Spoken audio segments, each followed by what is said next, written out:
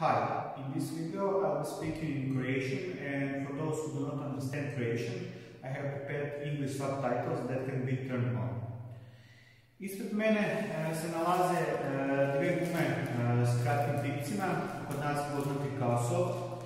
Imamo TSP Spin Pips Red sa spužbom maksimalne debeljine, te imamo Tibar Speedy Soft XD DT također sa spužbom maksimalne debeljine. U ovom videu ću napraviti usporedbu te dvije gume. Prvo ćemo provjeriti njihovu težinu kad još nisu izrezane, a onda ćemo obje zalijepiti na drvo Butterfly viskarije. Tako da također ovdje imamo dvije viskarije i obje su teške točno 90 grama. Jedna razlika između njih je u godini proizvodnje. Ova je proizvedena 2018. a ova 2019. godine. Obje gume ću testirati samo na backendu, s obzirom da s kratkim pipcima igram samo na backendu, dok na forehand stranu ćemo na oba reketa staviti Butterfly Digix 09C. Također, nakon što usporedimo težine, pogledat ćemo kako loptica odskače od koje gume, te nakon toga isti set vježbi napraviti s robotom i usporediti. Pa krenemo.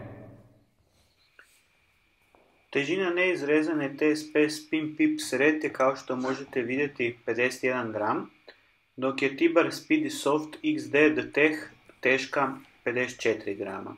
Razlika je 3 grama, no razlika je i u veličini guma, tako da ne samo da je Speedy Soft teža, nego i nešto manja od Spin Pips gume, tako da je bolja usporedba težina guma kad su izrezane na iste dimenzije, a onda je težina Spin Pips 39 grama, a Speedy Soft je 43 grama. Prije nego izrežemo gumu, još ćemo usporediti tvrdoću spužve i raspored pipaca. Obje gume imaju spužvu maksimalne debljine i deklariranu tvrdoću od 40 stupnjeva. Pod pritiskom prsta bih rekao da je Speedy Soft mrvicu mekša od Spin Pips. Obje gume imaju horizontalno postavljene pipce koji su stožastog oblika, što bi trebala biti prednost kod kreiranja vlastitog spina. Kao što možete vidjeti ovdje, gornji dio pipaca je isti dimenzija na obje gume, ali razmak između pipaca je nešto veći na Spin Pips nego na Speedy Soft. Zalijepili smo obje gume na drva i uzeli smo iste, potpuno nove, nekorištene loptice i sada ćemo usporediti kako loptice odskaču od guma prilikom puštanja s različitih visina.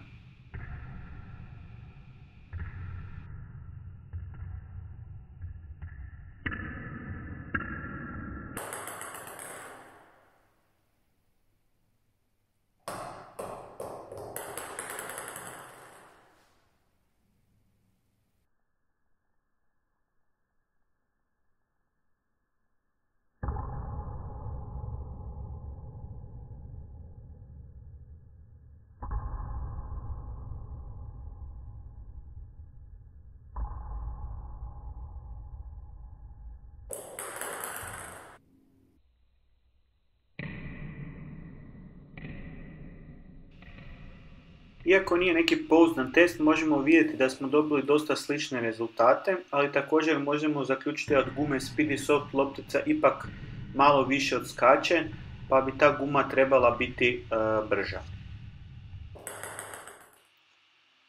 Prebacujemo se na robota, iste setove vježbi ćemo odraditi s obje gume, a robot bi trebao garantirati konzistentnost što se tiče rotacije, brzine, kuta izbačaja i ostalih parametara. U gornjem dijelu ekrana će uvijek biti Spin Pips, a dolje Speedy Soft. Prvo ćemo probati vidjeti koliko su gume osjetljive na dolazni spin. Robot je podešen na maksimalnu top spin rotaciju, ali ovdje je rotacija prevelika pa usporedba baš nije moguća.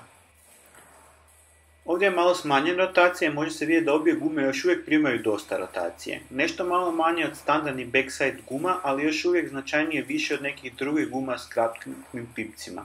Tako da se odmah može naslutiti da su gume jako blizu backside guma i tranzicija s backside na jednu od ovih s kratkim pipcima ili obrnuto ne bi trebao biti problem. Ovdje dolazi topspin loptica uvijek u istu točku, a odmjerenim udarcima ću lagano vratiti lopticu kako bi mogli usporediti brzinu. Kao što možete vidjeti, prilikom ovakvih udaraca brzina je ista. Ostaćemo kod iste vježbe, ali će sad udarci biti aktivniji i jači kako bi više aktivirali spužvu. Tu bih rekao da se osjeti razlika i Speedysoft je prilikom aktivacije spužve malo brža. U ovoj vježbi dolaze topspin loptice u dvije točke, a prvi udarac je nešto slični chop bloku, a drugi udarac je kroz lopticu. Obje gume su dobre u oba ova udarca, ali sa Speedysoft je lakše i sigurnije izvesti chop blok, dok je sa Spin Pips lakše udariti kroz lopticu. Općenito su gume s kratkim pipcima loše za aktivne udarce dalje od stola. S obzirom da su obje ove gume dosta slične backside gumama, nešto su bolje po tom pitanju, ali to im je još uvijek slaba točka. U prvom dijelu vježbe sam vraćao lopticu lagano u paraboli, a u drugom dijelu aktivnije s pokretom više prema naprijed, ali tu je veća šansa za grešku. Obje ove gume su se pokazale dosta dobre s obzirom na ostale gume s kratkim pipcima, ali tu se osjeti najveći nedostatak kod kreiranja spina u odnosu na backside gume. Jer loptica je jednostavno prespora i nema dovoljno rotacije.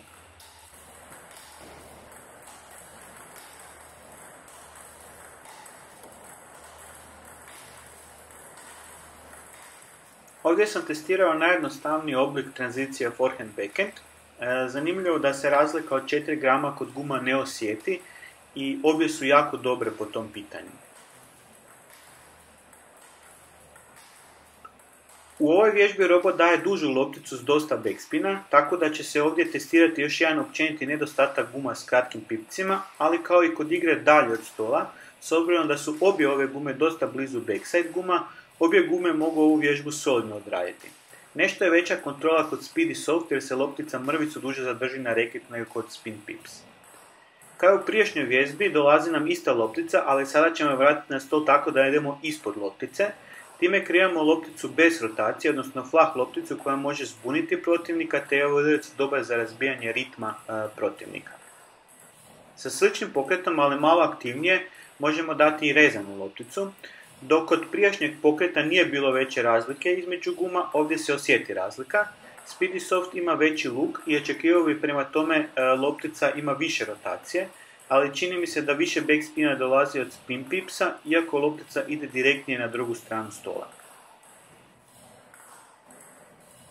Nađete malo dalje od stola moguće lov, ali ove gume s maksimalnom debljinom spužve definitivno nisu baš najbolje za to. Kao što sam već prije spomenuo, nijednom udarcu ne briljiraju ako se nađete dalje od stola, ali ne ostavi vas potpuno bespomoćnim. Tako da je lov moguć, ali kontrola je tu dosta problematična. Kontrola je malo bolja kod Speedysofta jer se loptica malo duže zadržava na gumi i prelazi preko malo većem luku.